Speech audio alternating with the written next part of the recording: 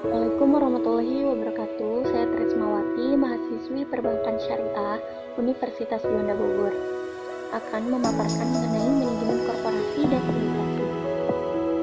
Manajemen korporasi dan sindikasi adalah mengembangkan pembiayaan sektor korporasi dan menerapkan pembiayaan sindikasi, yaitu pembiayaan yang diberikan kepada satu negara oleh bank-bank yang tergabung dalam kerjasama. Definisi sindikasi itu sendiri adalah pembiayaan yang diberikan kepada satu modal oleh bank-bank yang tergabung dalam kerjasama yang melibatkan lebih dari satu lembaga pembiayaan dan diberikan berdasarkan syarat-syarat yang sama bagi masing-masing peserta sindikasi. Hal ini diwujudkan dalam bentuk hanya ada satu perjanjian pembiayaan antara nasabah dan semua bank peserta sindikasi. Lalu, hanya ada satu dokumentasi, karena dokumentasi inilah yang menjadi pegangan bagi semua bank peserta. Dan sindikasi tersebut diadministrasikan oleh satu agen yang sama bagi semua bank peserta. Selanjutnya, ciri-ciri sindikasi. Yang pertama, lebih dari satu pemberian pembiayaan. Yang kedua, besarnya jumlah pembiayaan. Teknik bagi suatu bank untuk dapat menyebar risiko dalam pemberian kredit, karena melihat jumlah kredit yang disalurkan cukup besar. Yang ketiga, jangka waktu. Jangka waktu sindikasi biasanya berjangka menengah yang disebut medium term atau jangka waktu panjang yang disebut long term. Yang keempat, bunga atau bagi hasil. Biasanya bersifat mengambang disesuaikan dengan jangka waktu tertentu. Yang kelima, tiap kali hanya ada satu tingkat bunga bagi nasabah. Tidak semua bank memberikan pricing yang sama kepada nasabah tersebut. Yang keenam, tanggung jawab berbagi. Tanggung jawab masing-masing bank peserta dalam sindikasi itu bersifat tanggung rasa. Artinya, sekalipun suatu fasilitas kredit sindikasi adalah suatu totalitas dan bukannya kombinasi dari sejumlah fasilitas bilateral, namun tanggung jawab dari masing-masing bank peserta dalam sindikasi itu tidak bersifat tanggung renteng. Artinya bahwa masing-masing bank peserta hanya bertanggung jawab untuk bagian jumlah kredit yang menjadi komitmen. Yang ketujuh, dokumentasi. Dokumentasi yang sama bagi semua peserta sindikasi merupakan ciri yang penting dari suatu kredit sindikasi. Yang ke-8, publisitas. Atau keharusan bagi sindikasi itu untuk dipublikasikan. Tujuan dan alasan adanya sindikasi bagi pihak bank. Yang pertama adalah keterbatasan aturan. Bank tidak boleh memberikan kredit melebihi batas waktu. Dalam peraturan perbankan terdapat peraturan tentang batas maksimum pemberian kredit atau BMPK yang ditentukan dalam Undang-Undang Nomor 7 Tahun 1992 tentang perbankan. Dalam peraturan ini, maka bank tidak boleh memberikan kredit melebihi batas yang ditentukan, yaitu untuk pihak yang terkait dengan bank hanya diperbolehkan 10% dari modal bank, sedangkan pihak yang tidak terkait dengan bank diperbolehkan sampai 20% dari modal bank. Yang kedua adalah penyebaran risiko. Karena bersama-sama dengan bank lainnya dalam membiayai suatu proyek tertentu, maka apabila proyek-proyek tersebut gagal, maka timbulnya resiko berarti ditanggung bersama sesuai dengan porsi dari bank-bank tersebut yang ikut membiayai. Yang ketiga, mencari pengalaman.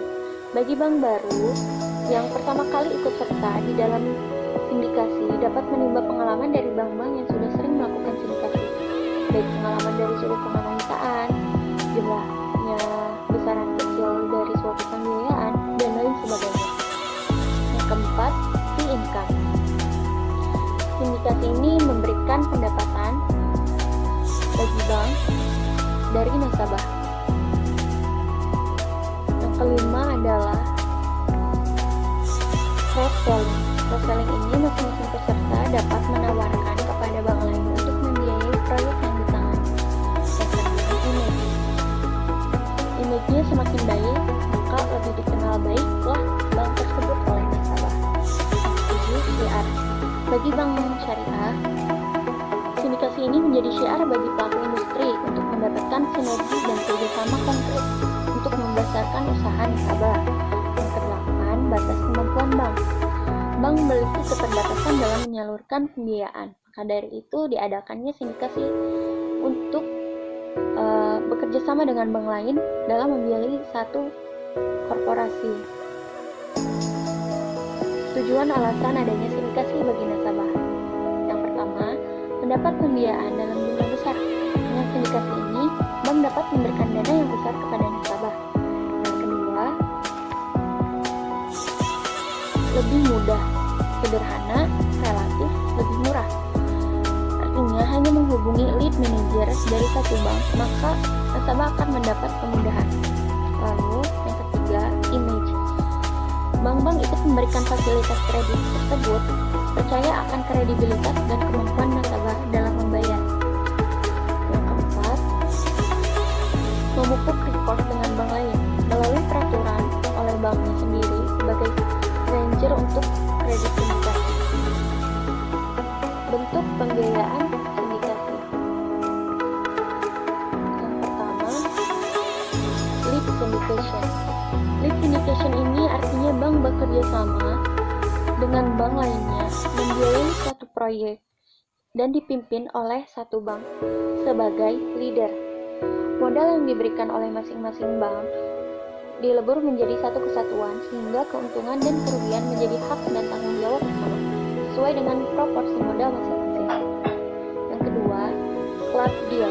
Kelompok bank bersama membiayai suatu proyek antara bank satu dengan yang lainnya dan tidak mempunyai hubungan kerjasama bisnis. Dalam arti,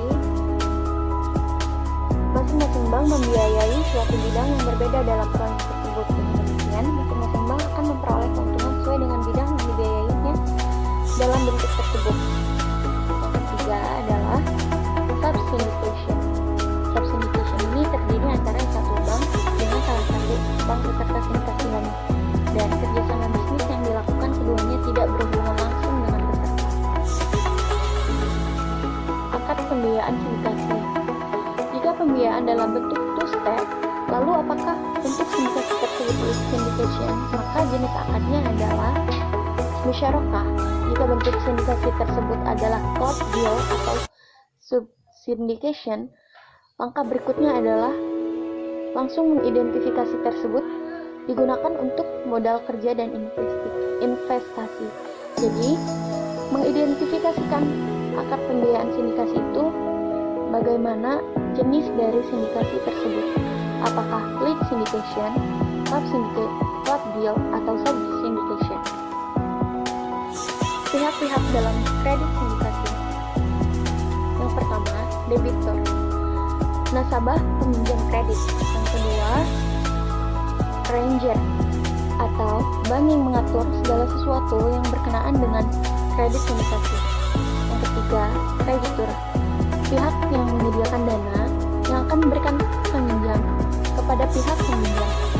Yang keempat adalah agen. Yang kelima adalah independent parties atau pihak-pihak yang dibutuhkan pendapatnya seperti lawyer. Lalu, jenis pasar kredit. Yang pertama, ada sindikasi primer.